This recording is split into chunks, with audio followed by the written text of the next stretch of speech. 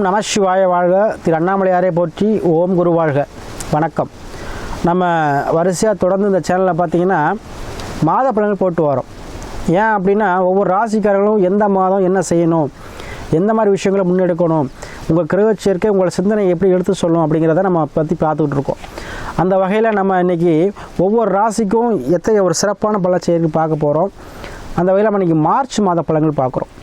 இந்த மார்ச் மாதம் பார்த்திங்கன்னா ஒவ்வொரு ராசிக்கும் ஒரு அருமையான பல செய்ய இருக்குது. அந்த வகையில் நம்ம பார்க்கக்கூடிய ராசி பார்த்திங்கன்னா இன்றைக்கி சிம்ம ராசி. இந்த சிம்ம ராசி என்பது எப்போவுமே ஒரு தனி ராஜா. சரிங்களா? எவ்வளோ பெரிய பிரச்சனைனாலும் பார்த்துக்கலாம். சரிங்களா? நம்ம எப்பவுமே ராஜா மாதிரி, காட்டுக்கு எப்படி சிங்கம் ராஜாவாக இருக்கோ அது மாதிரி இருக்கிற இடத்துல ராஜாவாக இருக்கக்கூடியவங்க, எதையும் துணிச்சலோடையும் கம்பீரத்தோடு செய்யக்கூடியவங்க, நல்லா உடம்புலாம் கட்டுமானமாக, உடம்பு மேலே அதிக அக்கறை கொண்டவங்க. அதே போல் அரசு சார்ந்த விஷயத்தில் அதிகம் உங்களுக்கு அனுகூலம் கிடைக்கும். சரிங்களா? அதே போல் எப்படி ஒரு ரோஜா செடியில் ரோஜா பார்த்திங்கன்னா எப்படி முள் குத்துமோ அது போல் இவங்கள்ட்ட கனிவாக பேசுனா எல்லாமே சாதிச்சுக்கலாம். கொஞ்சம் வீம்பாக பேசுனீங்க அப்படின்னா நண்பராக இருந்தாலும் சரி, அது பெற்ற தாயாக இருந்தாலும் தந்தையாலும் சரி தூர வச்சுருவாங்க. அத்தகைய ஆதிக்க குணம் கொண்டவர்கள் இந்த சிம்மராசி என்பவர்கள். அதே போல் குணம் இருக்கிறது தான் கோபம் இருக்கிறது தான் குணருக்குன்னு சொல்லுவாங்க. அது மாதிரி செய்ய நினச்சிட்டாங்க அப்படின்னா அளவுக்கு மீறி செஞ்சுருவாங்க. கொடைவள்ளல் தான தர்மம் செய்யக்கூடியவர்கள், ஸ்தாபனம் நடத்தக்கூடியவர்கள், தர்ம ஸ்தாபனம், கோயில் பணிகள் செயல்படக்கூடியவங்க, இத்தகைய குணாதிசயங்கள்லாம் கொண்டவங்க தான் இந்த சிம்மராசி என்பவர்கள். பொதுவாக சிம்மராசி என்பவர்கள் என்ன பண்ணுவாங்க, உயர் அதிகாரி பதவி. ஏன்னா அந்த கிரகம் பார்த்திங்கன்னா சூரிய பகவான் தான் என்ன பண்ணுவாங்க, தலைமை பண்பு. எங்கே இருந்தாலும் தலைமை பண்போடு இருப்பாங்க. அது வேலையாக இருக்கலாம், இல்லை குடும்பத்தில் இருக்கலாம், இல்லை தொழிலில் இருக்கலாம். எங்கே இருக்காங்களோ அங்கே தலைமை பதவியை தேடி வருவாங்க. சரிங்களா? இவங்க நீங்கள் 10 பேர் இருக்காங்க, 10 ராசிக்காரங்க இருக்கானா, இல்லை சிம்ம ராசியாக நீங்கள் இருந்து உங்கள் சூரியன் பார்த்திங்கன்னா உச்சமாயோ ஆட்சியாயோ ஏதோ ஒரு பங்கம் ஆகாமல் இருந்துச்சு அப்படின்னா நீங்கள் வாங்க, நீங்கள் தலைமையேற்று நடத்துங்க. அது அரசியலாக இருந்தாலும் சரி. சரிங்களா? அத்தகைய சிம்மராசி அன்பர்களுக்கு இந்த மாத கிரக சேர்க்கை பார்த்திங்கன்னா ஒரு ராசின்னு சொல்லி சூரிய பகவான் 7ஆம் பாவத்தில் அமர்ந்து ப்ளஸ் புதனோடு அமர்ந்திருக்கார், ப்ளஸ் சனியோடு அமர்ந்திருக்கார். ராசிக்கு 2ல் கேது இருக்கிறார். அதே போல் ராசிக்கு 6ல் செவ்வாய் உச்சம் பெற்று சுக்கிர பகவான் இருக்கிறார். அதே போல் ராசிக்கு 8ல் ராகு, 9ல் குரு. சரிங்களா? அப்போ குரு பார்க்க கோடி நன்மை சொல்லுவாங்க. உங்களுக்கு எத்தகைய பிரச்சனை இருந்தாலும் சரி, சரியா, மலையளவு பிரச்சனை இருந்தாலும் சரி, இல்லை கடலளவு பிரச்சனை இருந்தாலும் சரி, அது என்ன கை தூசி மாதிரி பறந்து போயிடும். அத்தகைய மாதமாக இந்த மாதம் இருக்கும் உங்களுக்கு. ஏன்னா ராசிநாதன் 7ல் இருக்கிறார். அப்போ 7ஆம் பாவம் சொல்லக்கூடிய வெற்றி பாவகம், தொழில் பாவகம், நண்பர்கள் சேர்க்கை. சரிங்களா? அப்போ கூட்டு தொழில், சரியா, பார்ட்னர்ஷிப் பண்ணுறீங்களா, அது எல்லாமே 7ஆம் பாவம் தான். அதே போல் படிப்பு சார்ந்த விஷயங்கள்.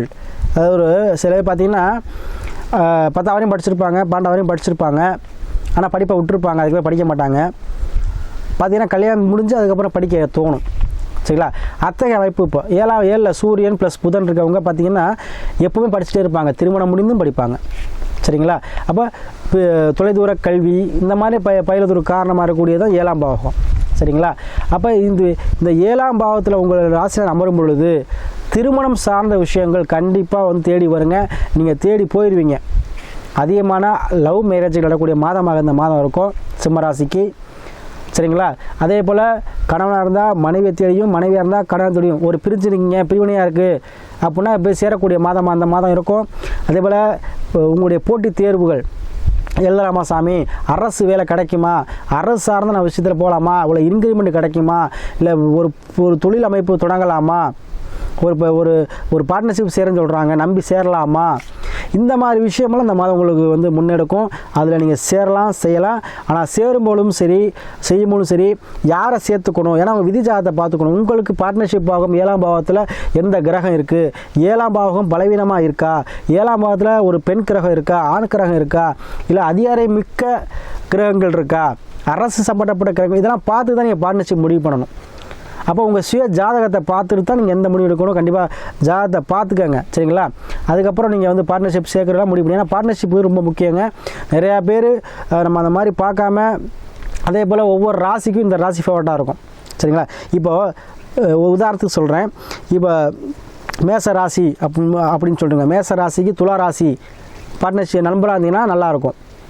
சரிங்களா? அதே போல் மேச ராசி, சிம்ம ராசி நண்பர்கள் இருந்தீங்கன்னா ரொம்ப நல்லா இருப்பீங்க, நேர்மையாக இருப்பீங்க.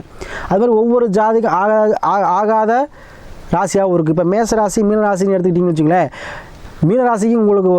மீன ராசிக்கு உங்களால் நன்மை இருக்கும். ஆனால் மேச ராசிக்கு மீன ராசி நன்மைகள் இருக்காது, செலவாயிட்டு தான் இருக்கும். ஸோ அது மாதிரி உங்களை பார்ட்னர்ஷிப்பாக சேர்க்கும் பொழுதும் நீங்கள் என்ன பண்ணணும், சுய ஜாதகத்தை பார்த்து நம்ம யாரை சேர்த்துக்கலாம், எந்த ராசிக்காரன் சேர்த்துக்கலாம் அப்படி தான் பார்த்துக்கணும். ஏன்னா சுய ஜாதகத்தில் கிரகங்கள் மாறி இருக்கும், உங்களுடைய கேரக்டர் மாறி இருக்கும். சரிங்களா? அப்போ உங்கள் கேரக்டருக்கு ஏற்றதை போல் நீங்கள் சேர்த்துக்கங்க, கண்டிப்பாக உங்களுக்கு வாழ்க்கையில் ஜொலிக்கலாம். அதனால் இந்த மாதம் உங்களுக்கு வெற்றி தரக்கூடிய மாதமாக கண்டிப்பாக அமையுங்க. அதுவரை கணவன் மனைவி இருந்தீங்க அப்படின்னா கொஞ்சம் விட்டு கொடுத்து போங்க, நல்லது. சனி அஸ்தமனமாக இருக்கிறார், அதனால் விட்டு கொடுத்து போக நல்லது. அதே போல் 6ஆம் தேதி நீச்சமாகிட்டார், உங்களுக்கு கண்டிப்பாக எதிரி தொல்லை உங்களுக்கு நீங்கும். நான் அது சொல்கிறேன், இந்த மாதத்தில் உங்களுக்கு யாருக்கெல்லாம் எதிரி பிரச்சனை உங்களுக்கு தொல்லை கொடுக்குறாங்க, அவங்களாம் பிரச்சனை அது சாமி, பக்கத்து வீட்டு பிரச்சனை, எடுத்த வீட்டில் பிரச்சனை, ஒரு உறவினர் பிரச்சனை, இந்த மாதிரி பிரச்சனையாக இருக்குதுன்னு சொல்லக்கூடிய யாராக இருந்தாலும் சரி, அது உங்களுக்கு தீருங்க. அதே போல் உங்களுக்கு வர வேண்டிய வேலை வாய்ப்புகள், யாரெல்லாம் எதிர்பார்த்துட்ருக்கீங்களோ, வேலைக்கு கிடைக்குமா கிடைக்காதான்னு சொல்லக்கூடியவங்க, அவங்களாம் வேலை வாய்ப்புகள் கிடைக்கக்கூடிய மாதம் அந்த மாதம் இருக்கும். அதில் 6ல் செவ்வாய் உச்சம் இருக்கிறார், கண்டிப்பாக ஒரு மண்மனை யோகம் கண்டிப்பாக உண்டு. அதே போல் 8ல் ராகு இருக்கார், 3 அதிர்ஷ்டம் 3 லாபம் கண்டிப்பாக உங்களுக்கு உண்டுங்க. ஏன்னா உங்களுக்கு குரு பார்வையும் இருக்குது, 8ல் ராகு இருக்கார். ராகு தான் வந்து என்ன பண்ணுவார், 3 அதிர்ஷ்டம். ஒருத்தன் திடீர்னு ஒரு ஒன்றுமே இருக்காது, ஒரு இடம் கூட இருக்காது, ஒரு வீடு ஆனாப்பில் வீடு இருக்காது, ஒன்றுமே இருக்காது. பார்த்தா திடீர்னு மாடிக்கு மேலே மாடி கட்டி பெரிய கோடீஸ்வரர், எப்படா அவன் கோடீஸ்வரன் நாங்கள் அப்படின்னு எல்லாருமே ஊரே வந்து என்ன பண்ணான்னு தெரியலையே அப்படின்னு. அதுதான் ராகு. ராகு என்ன பண்ணுவார், திடீர் யோகத்தை கொடுத்துருவார், லாட்ரி யோகத்தை கொடுத்துருவார், இல்லை ஏதோ ஒரு வகையில் யோகத்தை கொடுத்துருவார். சரிங்களா? ஒரு வேணாத ஒரு இடமா இருக்கும், ரோட்டு ஓரத்தில் இருந்திருக்கும், இப்போ அதில் பைபாஸ் வந்துடும், அதை விற்பார், பெரிய கோடீஸ்வரர். சரிங்களா? அதே போல் எந்த ஒரு விஷயமும் திடீர் லாபத்தை கொடுக்கக்கூடியதாக ராகு. உங்களுக்கு குரு பார்வை இருக்குது, கண்டிப்பாக நீங்கள் செய்யுங்க. சரிங்களா? அதே போல் இந்த மாதத்தில் திருமணம் சார்ந்த விஷயங்கள் நடைபெறுங்க. திருமணம் ஆகாத கண்டிப்பாக திருமணம் சார்ந்த விஷயங்கள் நடைபெறும். குழந்தை பாக்கியது, ஏன்னா குழந்தை, ஏன்னா ராசியை குரு பார்க்குறார், குரு ப்ளஸ் பார்க்கறனால கண்டிப்பாக உங்களுக்கு குழந்தை பாக்கியம் கண்டிப்பாக உண்டுங்க. சரிங்களா? அதே போல் நிறையா சிம்மராசி அன்புகள் நம்ம குடும்ப ஜோதிடம் பார்க்குறீங்க. அதே போல் தொடர்ந்து ஆதரவளிச்சுட்டு வரீங்க அன்புகள் அனைவருக்கும் சிம்மராசி அன்புகள் நன்றியை தெரிவிச்சுக்கிட்டு, அதே போல் நம்ம சொல்லக்கூடிய பரிகாரமாக இருக்கட்டும் சரி, சொல்லக்கூடிய தெய்வ வழிபாடாக சரி, கண்டிப்பாக நம்பிக்கையோடு செய்யுங்க, உங்களுக்கு அனைத்தும் சித்தியாகும். சரிங்களா? அதே போல் இந்த மாதத்தில் நீங்கள் எடுத்தக்கூடிய அனைத்திலும் வெற்றி தாங்க. இதில் வந்து வேறு ஒன்றுமே இல்லை, எல்லாம் வெற்றியாக கிடைக்கக்கூடிய மாதமாக இருக்கும். தொடர்ந்து செயல்படுங்க, கண்டிப்பாக அனைத்திலும் வெற்றி பெறுவீங்க.